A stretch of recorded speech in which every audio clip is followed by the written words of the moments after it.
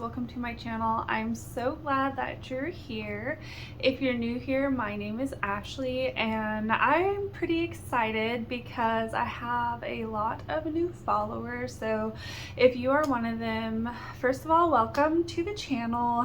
This is an encouragement for Christian singles. So I just pray that this channel blesses you, that you walk away encouraged to just battle in the things that God has for you and to know that you are not alone in this season. So I just want to welcome you and thank you for being here. I haven't made a video in a couple weeks, and honestly it was just because I really didn't feel that I had anything to share. And one thing with my channel is I really want it to be genuine. I don't want to pump out videos just for the sake of pumping out videos, which kills your algorithm, I guess. But at the end of the day, I just want this channel to be a blessing, and I want it to have an impact on your life, even if that means sharing mine a lot and maybe some awkward stories. Anyways, I wanted to talk today about romanticizing past relationships. And I feel like to some degree you are going to struggle with this. Even if you had a really bad past relationship, it's really easy just to focus in on the good. For me personally, I was just struggling with a past relationship that I had, and I was talking to my mom about it, and she was like, you didn't even like that person. Like, she's like, you didn't want to be with that person. And I was like, yeah, but he did this for me and he was such an amazing guy. And I just like shot off this list. I was like, well, he was very financially successful. He managed just a large group of men. He was very like alpha male, which is extremely attractive to me. He came from a really good Christian home, and he really, really loved me. Like, one of the things that he would do when I was saying goodbye to him, when I would go over to his place, is he would sit out or stand in the driveway until I drove away, which always meant a lot to me. Like, I was just like, that was really sweet. And like, even in the winter when it was cold, he would do that. And there was just something about our connection that never really gave me a peace. But when I look back on that relationship, I just thought about like all the good things of our relationship, and it made me really sad. Like, it made me think that I had made a really bad decision. It made me think that I had missed out on what God had for me, and I was just really struggling with it. And when I talked to my mom about it, she was just like, no, like, you didn't want him. Like, there were things in your guys' relationship that weren't like a connection for you. And I thought about it, and I was like, yeah, like I actually had forgot about that. Like, I had prayed and I had fasted. I remember taking a week to have a break from our relationship, which now I feel bad about. I don't encourage breaks, but for this particular relationship, I just needed time to pray because I was so uneasy about pursuing like the relationship further, and it bothered me because on paper this man was everything that I had wanted, everything that I had prayed for, but there was just a missing connection for me as far as him being able to listen to me and Then when I started to look back on my relationship, I remembered some negative things, some things that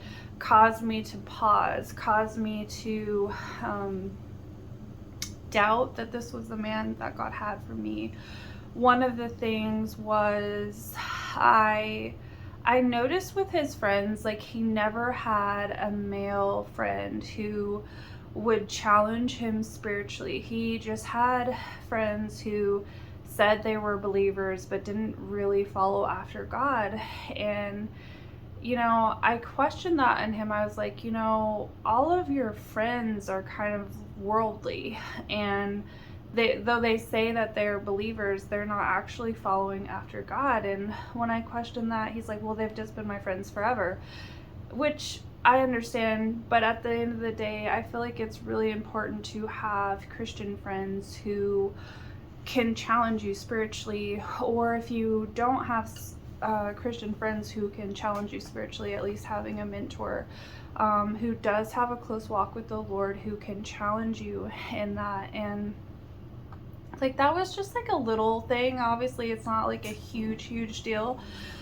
But I also remember something that was really frustrating with me in this relationship is every time I would state a fact or something that I knew, he would always have to like fact check it, like Google it, or make sure what I had said was correct, which really started to bother me because I was just feeling like he couldn't take my knowledge as truth. He had to fact check that. And when I addressed that with him, he's like, his answer to me was, oh, well, I just like to know for sure. And to me, that was kind of hurtful because I'm like, okay, well, if I'm telling you something that I know, it's not because I don't know. Like, I don't know, it was just weird to me. And another thing with our love languages were totally different. And at the start of our relationship, he was portraying my love language because that was something that I had communicated to him that I wanted. So in the beginning of our relationship, I thought that that was his as well. But I would say 4 months into our relationship, he just completely stopped doing the things that really mattered to me. And when I questioned that, he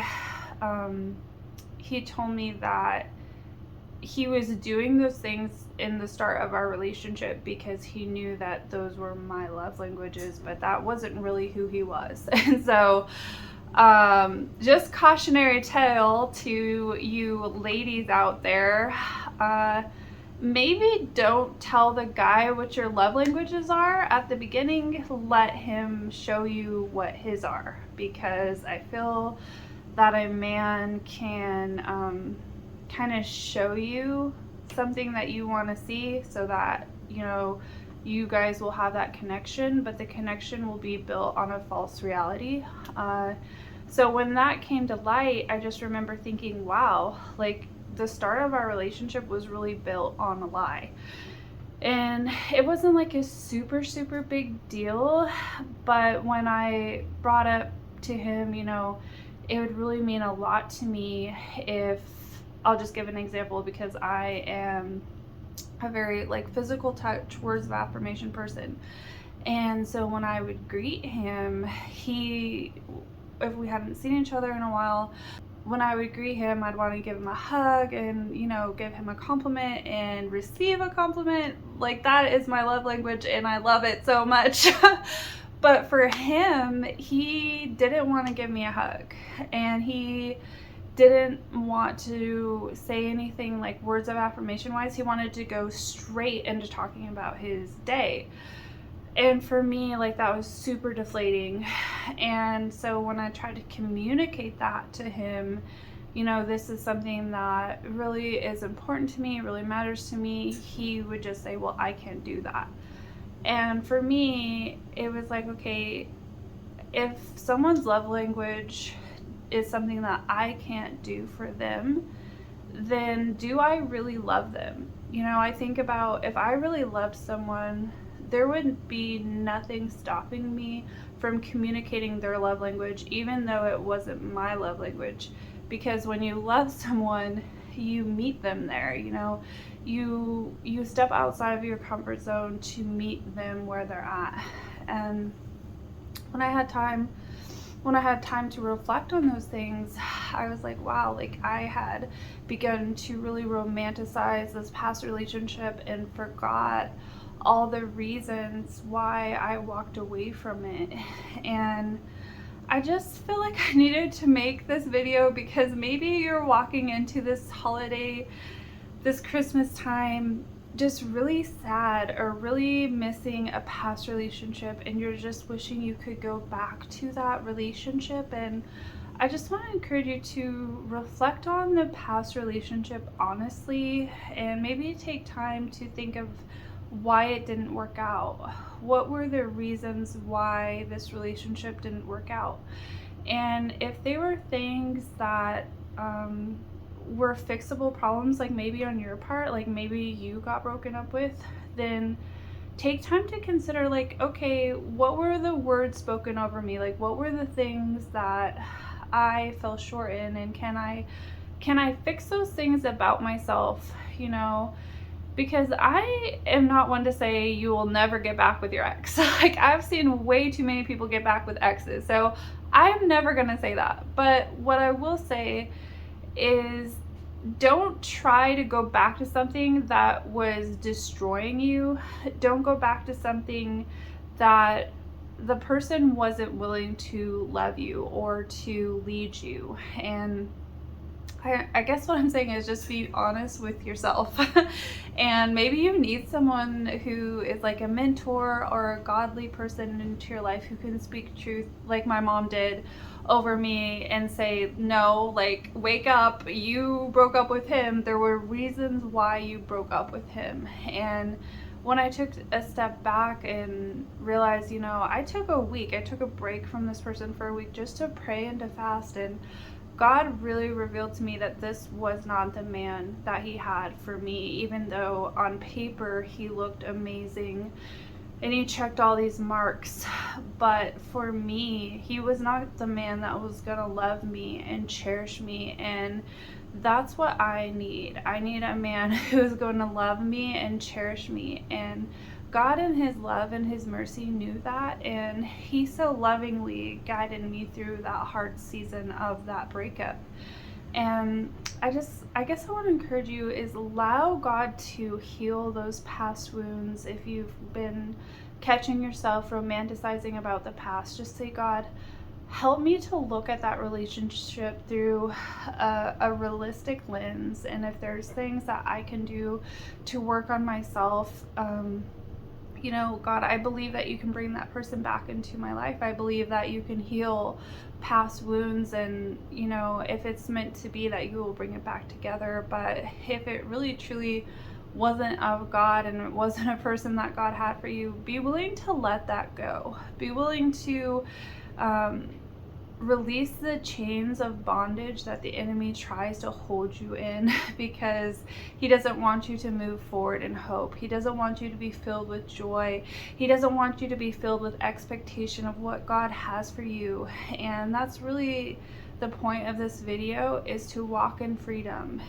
Jesus has come to set us free, and part of that is not being held by the bondages of the past, the regrets of the past, or even this rose-colored glasses of the past. You know, trust your past with the Lord and ask him to guide you in today. Ask him to give you wisdom. The Bible says you do not have because you do not ask.